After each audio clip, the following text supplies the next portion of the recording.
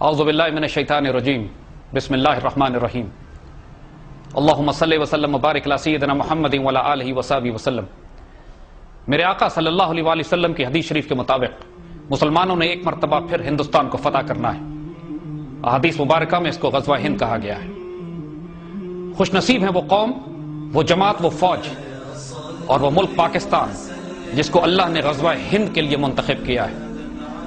اب چاہے کوئی اس حدیث شریف کو مانے یا نہ مانے، جو اللہ نے تقدیر لکھ دی ہے وہ ہو کے رہے گی۔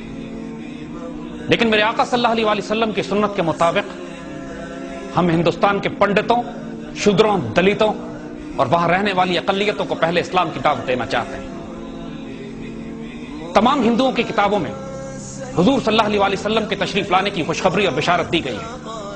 یہ ہندو پنڈت اچھی طرح جانتے ہیں کہ حضور صلی اللہ علیہ وآلہ وسلم آخری نبی ہیں، اللہ کی طرف سے بھیجے گئے ہیں اور آنے والے دور میں حضور کی حکومت نے دنیا میں قائم ہونا ہے۔ اس کے باوجود یہودیوں کی طرح یہ سچ کو چھپاتے ہیں۔ قرآن پاک میں یہودیوں کے بارے میں واضح فرمایا گیا ہے کہ میرے آقا صلی اللہ علیہ وآلہ وسلم کو اس طرح پہچانتے ہیں جیسے اپنے بیٹوں کو پہچانتے ہیں۔ اور یہی معاملہ ہندوستان کے پنڈتوں کا بھی ہے، جن کی اپنی کتابوں میں میرے آقا صلی اللہ علیہ وآلہ وسلم کی نشانیاں بیان کر دی گئی ہیں، لیکن اپنی ہندی قوم سے، اپنے شودروں سے، اپنے دلتوں سے اس حقیقت کو چھپایا کرتے ہیں۔ حضور صلی اللہ علیہ وآلہ وسلم کے سنت مبارکہ پر ہم آج حجت تمام کرنا چاہتے ہیں تمام ہندوستان پر۔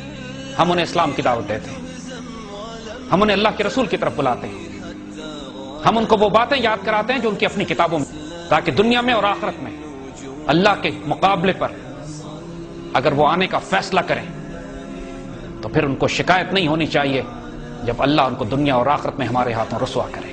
ہم سچ کی دعوت ان کے پاس لے کر آئیں، اور انشاءاللہ وہ تمام ہندو جن میں اللہ نے کوئی خیر رکھی ہے، جو حق کو تلاش کر رہے ہیں، جو گمراہ ہو چکے ہیں صرف اس وجہ سے کہ ان کے بڑوں نے، ان کے پنڈتوں نے ان کو حق نہیں بتایا، اگر اللہ کی مرضی ہوگی تو وہ اسلام قبول کر لیں گے۔ اگر اللہ نے ان کے نصیب میں گمراہی اور ضلالت لکھ دی ہے تو پھر انشاءاللہ آنے والے وقتوں میں حق و باطل کا فیصلہ میدان جنگ میں ہوگا۔